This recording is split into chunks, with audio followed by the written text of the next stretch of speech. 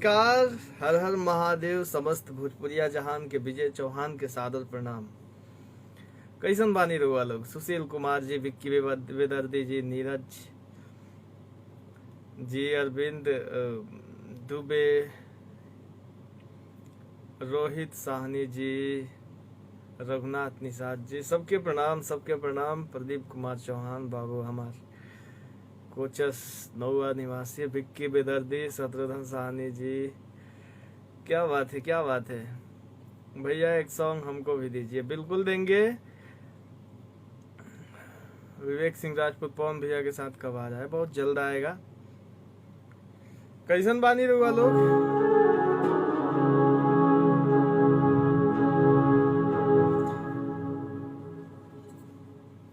अभी आज हमारे वो गाना रिलीज भइल बा, बहुत प्यारा गीत बा। एगो ना दू गो गाना रिलीज भइल बा आज के डेट में, और आज के बाद लगातार हमार गाना एक दिन आतर देके मतलब हमेशा रिलीज होत रही, और वो लोग निरंतर प्यार दी। अब कुछ नया सिरा से अच्छा काम कइल जा। कि भोरे भोरे चाल देले लेके कुदारिया हो,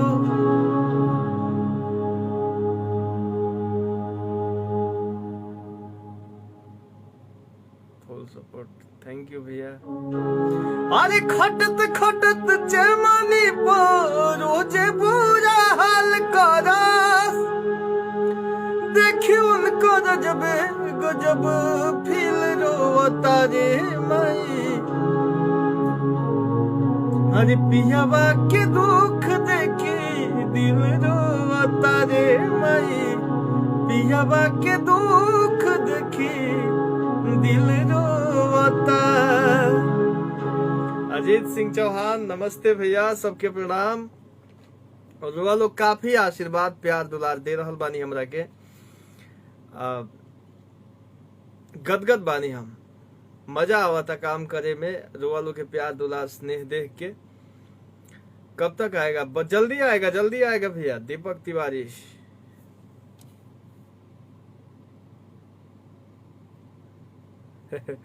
थैंक यू, थैंक यू, दिल से अभिनंदन। एगो और गाना आज के हमार रिलीज भइल बा।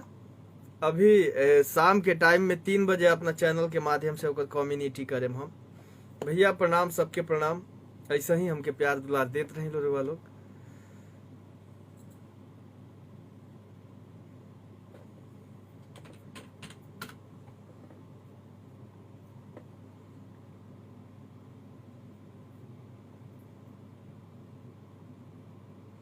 अरे कि तुर पतारी कमरिया धके तोर दे। अभी शिल्पी राज के साथ में हमारे वो गाना रिलीज भइल बा। आर्या भैया के म्यूजिक बा। गाना हम खुद लिख ले बानी। वो लोग जरूर सुनिए वो गाना के। अब प्यार दुलार आशीर्वाद दी। स्पेशल हम अपना गाना के ये गीत सबके वीडियो भी आवे वाला बा। अभी काफी चीज के तैयारी कैले बानी हम। ये लॉकडाउन में स्टूडियो हायर करके सभे तो अपना अपना घरे रहे, हम भी अपना घरे रही, तो स्टूडियो हायर करके हम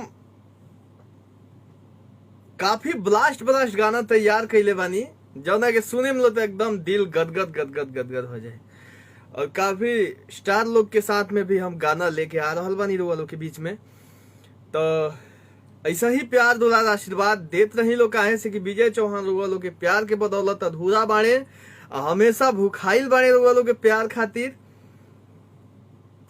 काहे से कि रउए लो आशीर्वाद हमके देतानी लो, देले बानी लो। तो अभी ज्यादा ना, पहला सीढ़ी पर हम कदम रखले बानी। अभी रुआ लोग के काफी आगे ले जाए के बा हमरा के। विजय चौहान के हमेशा सपोर्ट करी। सिंगर अप है, फुल सपोर्ट, थैंक यू भैया। सुदेश चौहान, विजय भैया आप कहाँ है? स्टूडियो में है? जी हाँ, मैं स्टूडियो में हूँ। लोकेशन से पता लग रहा होगा कि मैं स्टूडियो में हूँ। Thank you, thank you. आपका जवाब नहीं भैया जी, थैंक यू। ऐसे ही गर्दा मचौले रहे के भाई जी बाबा हंसनाथ जी के। बाबा के ओहि दिन के दर्शन हम कैले बानी, जात रहनी तो बीच में बाबा पिटाई रहनी। राजन भैया नमस्कार रुआ के, और रुआ हमेशा सपोर्ट करी भाई के।